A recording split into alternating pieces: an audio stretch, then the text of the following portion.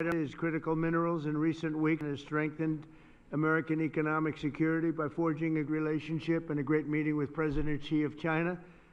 And we went also, as you know, our Prime Minister of Japan. If you take a look, what we've done is pretty amazing. We were with the President of South Korea. We went to Malaysia and lots of other places and had a lot of meetings while in South Korea. And I think it was a tremendous period of time. We took in at least $2 trillion pouring into our country. There's never been anything like it. We have almost $18 trillion of investment.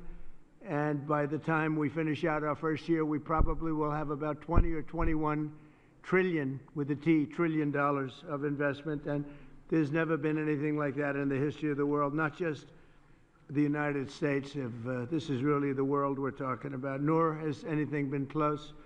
It's a great honor. I've had a very talented team next to me, but it's a great honor to have that kind of economic power. This was helped greatly by tariffs. It was helped greatly by November 5th, which was the election, presidential election. But our countries and the countries that we're dealing with, they're promoting security, stability, and everything else that you can imagine for the entire world. 3 months ago, my administration also brokered a historic peace agreement between nearby Armenia and Azerbaijan, one of the 8 wars that we ended in 8 months. At that time, 8 months, we're looking to end one more, if that's possible, Russia and Ukraine. We haven't gotten there yet, but I think we've made a lot of progress. As I said at the time, that historic accord includes the construction of the new Trump route. It's such a beautiful thing. They named it after me. I really appreciate it. It's actually a big deal. But it's the new Trump route for international peace. This is a road that's being carved and goes through some of the most important places anywhere in the world, some of the most important places economically also anywhere in the world, which will boost commercial activity on the other side of the Caspian Sea, helping nations throughout Central Asia. I'm optimistic that each of the countries here today will reap the benefits of peace if they embrace the opportunity that we've unleashed with the agreement. Some of the countries we're talking about and some of the countries represented here are going to be joining the Abraham Accords. The Abraham Accord, and that those announcements will be made over the next little while. The Abraham Accords are very sought after right now. We're going to be announcing some very important countries that are joining, and for Jared and for Steve Witkoff, we appreciate the great job you've done. This evening, I'm also delighted to report that Kazakhstan has officially agreed, and that's official now, as of about 15 minutes ago. A tremendous country with a tremendous leader has officially joined the Abraham Accords. And I just want to thank you, Mr. President. It's a great honor. It's a tremendous honor to have you. Really great. Once again, I'm grateful that each of these respected leaders has made the trip to Washington, and I'm delighted to continue our conversation over dinner. We're going to have a little working dinner, short one. They've been flying a long way. It's a long flight, but we're going to have a quick but very fruitful dinner. I want to thank the media. You've covered it very fairly, and it's really a great honor to be with these incredible leaders. These are highly respected people, and there's no games. They don't play games, I want to tell you that. So maybe I'd like to ask you, Mr. President, to say a few words if you'd like, and we can go through the list of the 5, and then we'll have a little dinner, please. Mr. President, first of all, I would like to express my sincere gratitude to you for convening this truly historic meeting at the White House. And under your steadfast leadership, this summit marks the beginning of a new era of interaction between the United States and Central Asia. Precisely 1 year ago, you achieved a landslide victory in historic election which was absolutely clean and fair. And once again, my congratulations. Thank you. And my strong belief that, Mr. President, you are the great leader, statesman, sent by heaven to bring common sense and traditions that we all share and value back into the United States policy, either domestic or foreign. Therefore, millions of people in so many countries are so grateful to you. And I'm convinced that your wise and bold policy needs to be strongly supported worldwide. Thank you. Under your presidency, America is ushering in a new golden age. I commend your far-sighted vision of making America great again. This inspires me to pursue target-oriented strategy towards building just and strong Kazakhstan on the basis of my concept, law and order. As President of Peace, you, Mr. Trump, brought to an end 8 wars just within 8 months. Thus, you have evidently reinforced America, its role as a pillar of international stability. Mr. President, I highly appreciate your unwavering support to advancing Kazakh-American multifaceted cooperation. As early as in your first term in the White House, our relations have been legally fixed as enhanced strategic partnership. The United States is the largest investor with over $100 billion in our economy as its perpetuum mobile. Our trade turnover has doubled in recent years and is approaching $5 billion. We cover almost 25% of America's domestic uranium demand. Kazakhstan has become a home country for 600 American companies. So I think that it's a very good figure, and during my visit alone, our businesses are concluding deals worth over $17 billion, paving the way for even greater B2B partnership. So my political will to seize all those unique opportunities, and this will is firm, is and I will keep all important issues under my personal attention. I have no doubts that we have very bright future as it comes to our bilateral cooperation. Thank you, Mr. Thank you, Mr. President. Great job, too. Thank you very much. Please.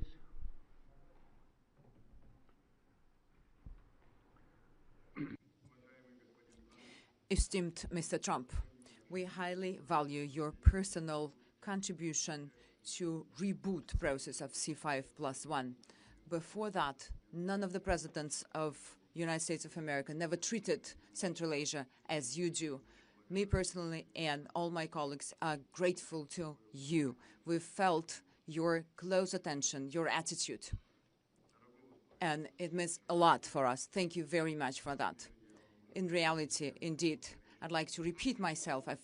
I've told you that already. In Uzbekistan, we call you the president of the world. You've done a lot. You were able to stop 8 wars. And I'm convinced that the war between Russia and Ukraine can be only stopped by you. And we are very much hopeful for that. Today's summit shows that the United States of America foresees Central Asia as key partner. Together, we develop future which is based on trust and pursuance to creation. I have a number of proposals. We would like to establish a permanent secretariat and place it based on rotations in different countries of Central Asia. Number 2, to establish a coordination council on investments and trade, and to provide for the systemic dialogue between public authorities and companies. We think that the idea to establish a Central Asian investment partnership would be a good idea. So we were able to agree on that in 2020. We are ready to continuously work with the U.S. on establishing communicational and energy projects, transportation to link Central Asia and Europe, applying and using Trump route. 3-year plan has been established, as I told you already, to implement our investment program for $34 billion. Those are large projects, and we've discussed it with you already, both in New York and today. I've mentioned it to you, so we have strong perspective. Once again, I would like to express my deepest gratitude for all that has been already done, and we will take back a lot of results from this summit. It is a landmarking summit, and your attitude towards all of us means your great support to us to strengthen Central Asia and to strengthen the partnership between Central Asia and the U.S. C5+1 have to become efficient mechanism of our practical partnership, and I propose to host our next summit in 2026 in Samarkand to establish this further. I'm pretty sure that, I'm convinced, Mr. Trump, that under your leadership, it will be a strong partnership. Thank you very much for your attention, and we will be well prepared for the summit in Samarkand. Yeah. Thank you, Mr. President. Please.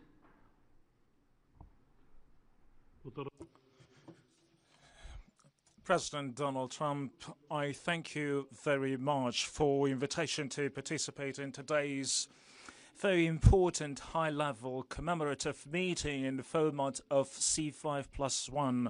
The Central Asia and the United States, you play a remarkable and highly commendable role in ensuring peace and stability in conflict regions around the world, and your peaceful efforts are worthy of praise, and I extend my heartfelt congratulations to you, Mr. President. And today our collaboration, our wide-ranging bilateral cooperation covers different areas: trade, economy, security. As it comes to our security cooperation, we particularly have an excellent cooperation on counterterrorism, fighting extremism, and the drug trafficking. Mr. President, over 70 companies with American investment are operating in Tajikistan today, and 93% of my country is mountainous, and we have an abundance of natural resources, particularly water, hydropower, critical minerals, and rare earth materials. Tajikistan is a home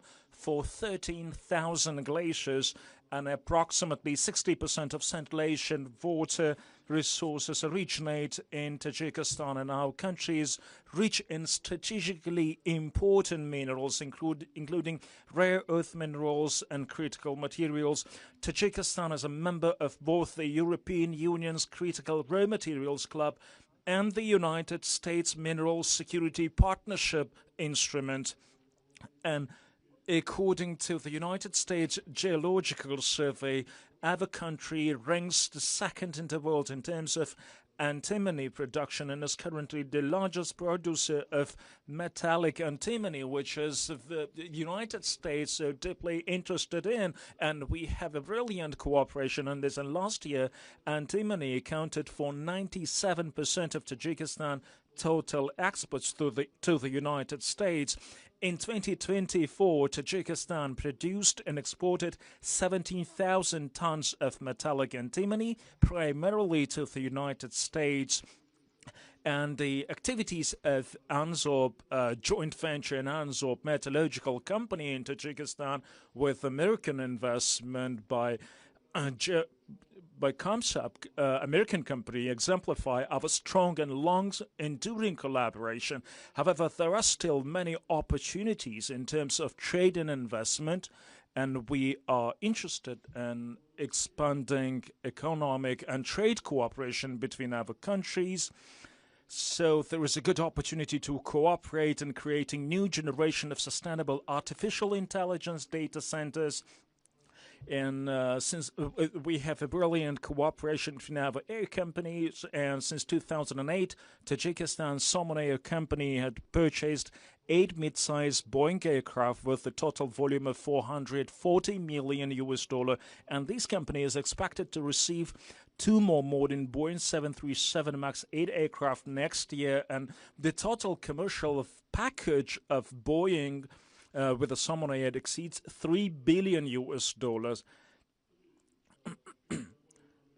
And American companies, so we have excellent cooperation with American companies over the last 20 years, and the American companies, they're particularly interested in antimony and many rare earth minerals, which Tajikistan has abundant resources, and Tajikistan, among the Central Asian countries, has a very rich, boundless potential and resources in critical minerals, and we are very keen to continue closely our cooperation on security items, which we are so concerned for so far, and I wish you every bit of luck and to your endeavors as a president of peace. Please.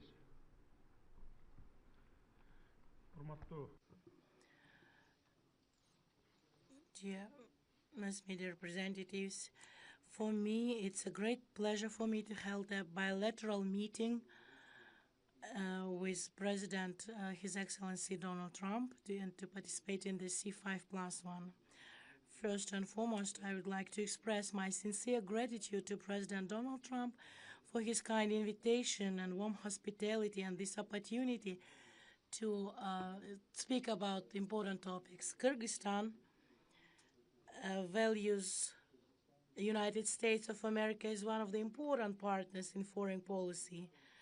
During our bilateral meeting, we discussed some actual topics of the Kyrgyz-U.S. relations, as well as the strengthening cooperation between the Central Asian countries.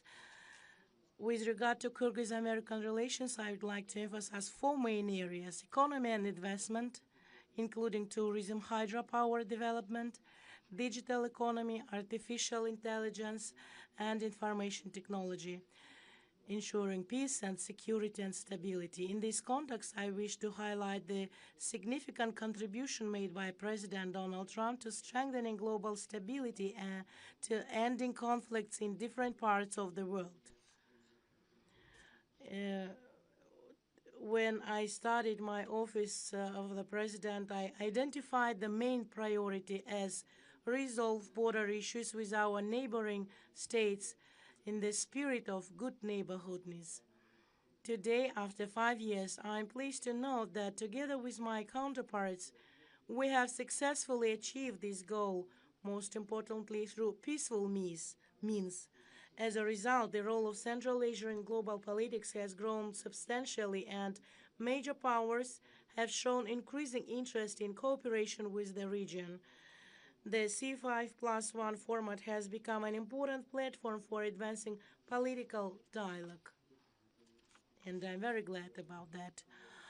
I would like to express my special appreciation to Your Excellency President Donald Trump for initiating and hosting today's summit, and we really feel warm hospitality. We highly value this step and regard it as a demonstration of the United States' goodwill and commitment toward Central Asia and friendship. I am confident that our joint efforts will lead to concrete, mutually beneficial outcomes for both nations and people. Thank you very much for your attention. Thank you very much. Thank you very much. Please.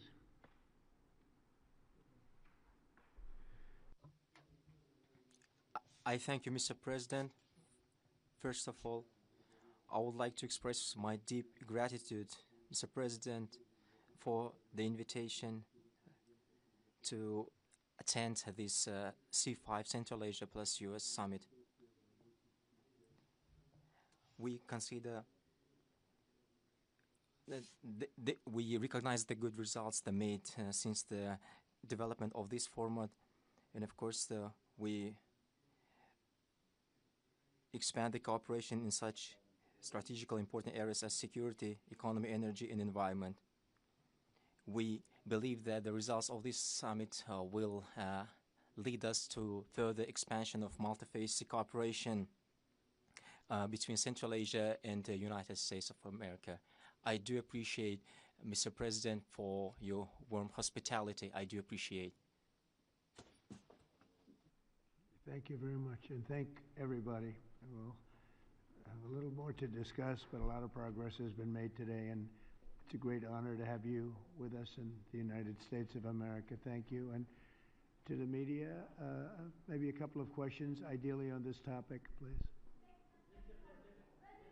Please. Kazakhstan and the US have signed over $17 billion in new deals in aviation, minerals, and digital technology. In your view, which area of this partnership matters most? And second question, President Trump, when can we report that you will be the first US president to visit Kazakhstan? When will you be our guest? I think it's very possible that we'll do that.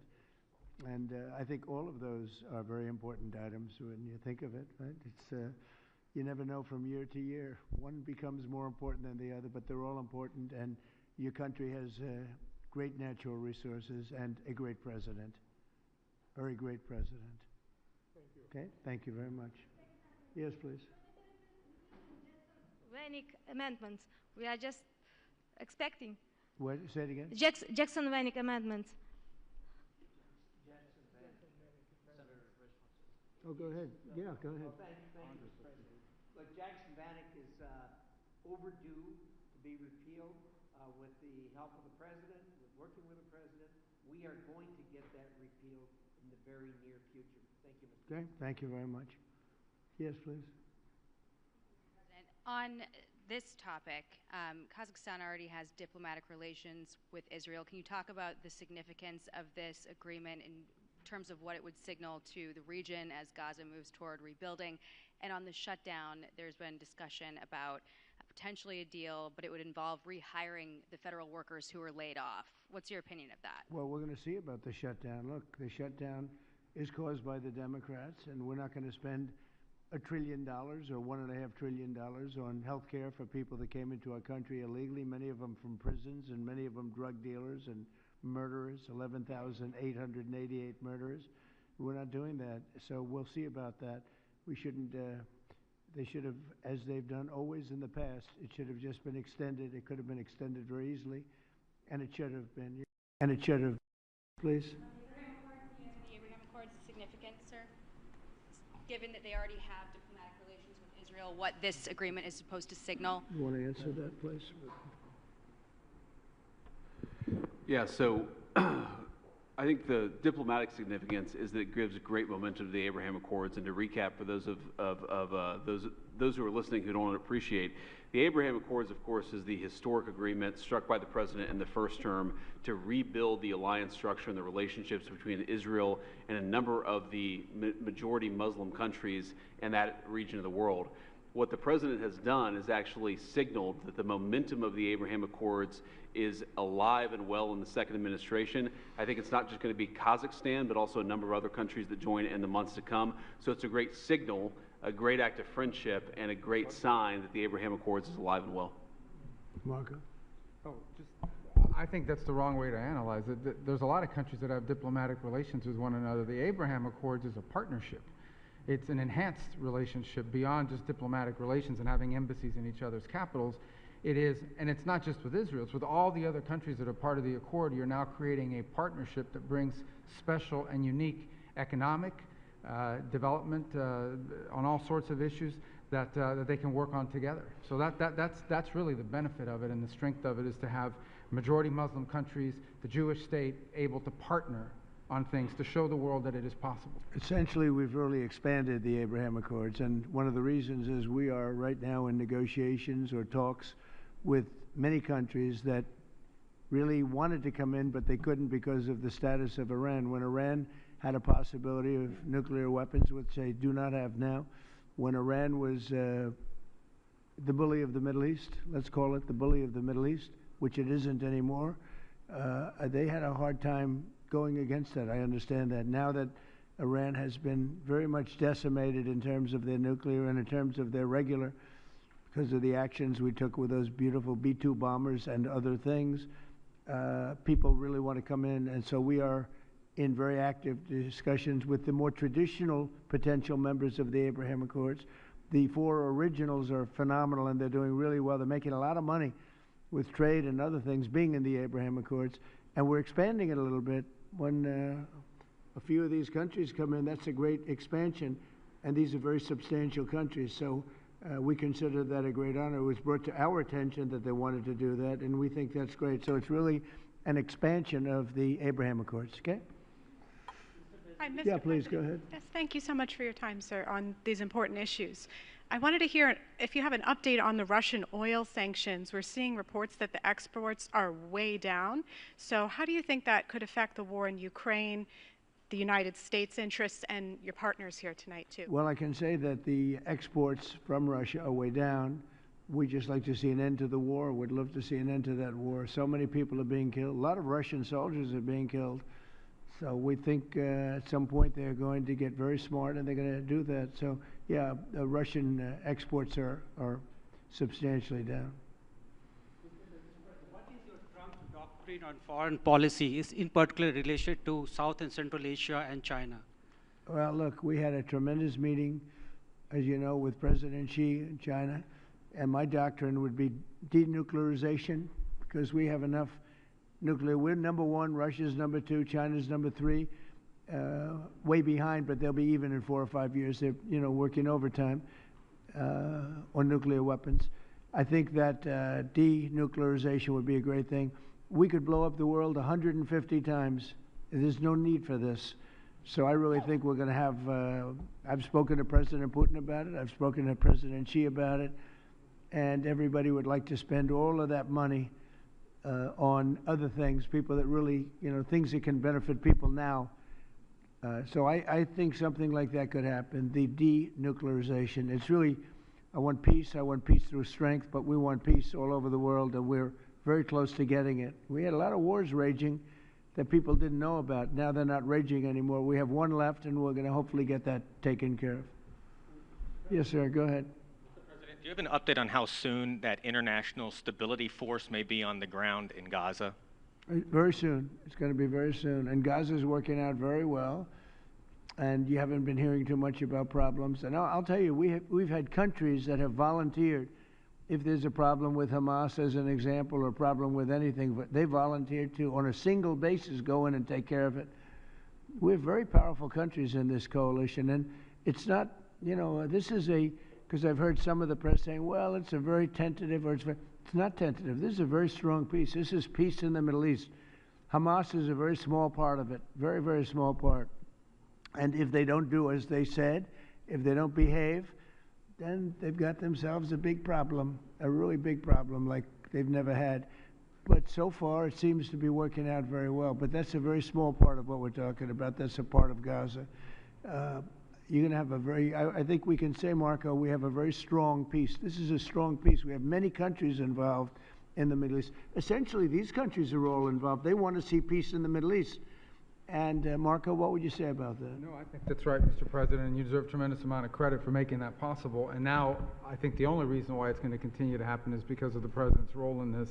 So there's work being done at the United Nations now to come up with a resolution that creates the framework internationally so that these countries who are all volunteering, as you know, Mr. President, to be a part of the stabilization force can come aboard. But they need this UN mandate in order to be able to do it. And we've made a lot of progress over the last few days. And Jared Kushner and Steve Woodcock have been working very hard on that. And today was a good day on that front. Okay. Yeah, go ahead, please. Fox. Will you discuss the Abraham Accords when you meet with the president of Syria? Well, we're going to meet, and I think he's doing a very good job. It's a tough neighborhood, and he's a tough guy. But I got along with him very well, and a lot of progress has been made with Syria.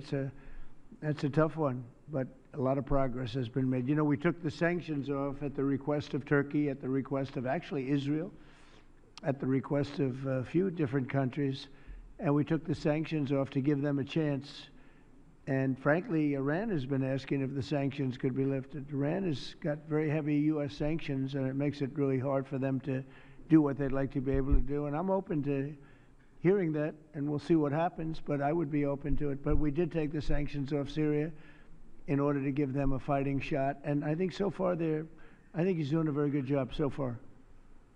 Fox? Mr. President, a federal judge said tonight that the administration has to fully fund SNAP. It's the latest in the back and forth, and the Justice Department said they're going to appeal it. What's your message to folks as they work this out in the courts and in Congress as we're heading into Thanksgiving? You want to go with it? Yeah, look, Jackie, it's an absurd ruling because you have a federal judge effectively telling us what we have to do in the midst of a Democrat government shutdown, which what we'd like to do is for the Democrats to open up the government. Of course, then we can fund SNAP, and we can also do a lot of other good things for the American people. But in the midst of a shutdown, we can't have a federal court telling the president how he has to triage the situation. We're trying to keep as much turned on. We're trying to keep as much going as possible. The president and the entire administration are working on that, but we're not going to do it under the orders of a federal judge. We're going to do it according to what we think we have to do to comply with the law, of course, but also to actually make the government work for people in the midst of the Democrat government shutdown. If they would like to end this, we would welcome working with them to end this government shutdown, and then we wouldn't have to triage what we're going to fund and what we're not going to fund. And the last thing that I'll say is the American people are unfortunately about to start suffering some very real consequences because of the shutdown. In the past, when you had a government shutdown, you would have, under the Obama administration, they would lean into all of the problems it was going to cause for the American people at the beginning of the shutdown. The president has told us to keep as much going as humanly possible, but after 30 days of this thing, 40 days of this thing, you're going to start seeing very real travel delays. That's because the Democrat government shut down. You're going to start seeing SNAP benefits run out. That's because the Democrat government shut down. They should stop this charade and open up the government. That's what we want them to do. We've been asking them to do it for 40 days. It's time. And one other thing, our country has to remain very liquid because problems, catastrophes, wars, could be anything. We have to remain liquid. We can't give everything away based on a number. Here's an example. When I was president, the number that you're talking about was a tiny fraction of what it is now. Biden went totally crazy, gave it to anybody that would ask, gave it to people that were able-bodied, had no problem. Anybody that would ask, we get the number. And it's many times the number of people are on. That wasn't meant for that. It was meant for people that had real problems, in many cases people that were down and out, people that could be saved. It wasn't meant for people that could do whatever they want, the people that say, well, I don't think I'll work, I'll just, collect this money. Take a look at the number of what it was during my administration and what it was during the Biden administration. It went up many, many times my first term. One other thing, a number came out today that was amazing. Walmart. I trust Walmart, Arkansas, great place, Arkansas, great company, Walmart. They announced today, after many years, they do this every year for many years, that Thanksgiving for the United States of America under Donald Trump as president is 25% less for Thanksgiving meal with all the trimmings than it was under Sleepy Joe Biden's administration. So we talk about affordability. I think that's the best chart. That's better than a poll. That's better than anything I can think of. So Walmart, which everybody trusts, and I trust, and everybody trusts Walmart, they're not looking to do anything except give the numbers. And they have for many years. They talk about the cost of Thanksgiving and the cost of living through Thanksgiving and enjoying Thanksgiving. For Joe Biden, it was 25% more than it is for me. At a later time, our energy costs are way down, our groceries are way down, everything is way down, and the press doesn't report it. The press reports whatever the con people say. I call the Democrats con men and women. They make up numbers. But when you look at 25% reduction in costs for Thanksgiving between Biden and me, meaning this administration, that's a tremendous number. It's the biggest reduction in cost in the history of that chart or whatever it is they do. They do a synopsis of everything. They cover every element of Thanksgiving meals. 25% down. So I don't want to hear about the affordability, because right now we're much less. If you look at energy, we're getting close to $2 a gallon gasoline. With Biden, it was $4.50, $5. Another thing, inflation. We had the worst inflation in the history of our country. Now we have virtually no inflation at all. It's down at a very low number and a very normal number. So the affordability is much better with the Republicans. The only problem is the Republicans don't talk about it. And Republicans should start talking about it and use their heads, because we have great numbers. We have and they're going to only get better when all these jobs open up, all these factories open up that are being built all over our country. I mean, we are building auto plants. We're building AI plants. We're leading in AI over China and everybody else. When all of these plants start opening, we're going to have a revolution, a positive revolution, economic revolution like never before. Thank you very much, everybody. Thank you.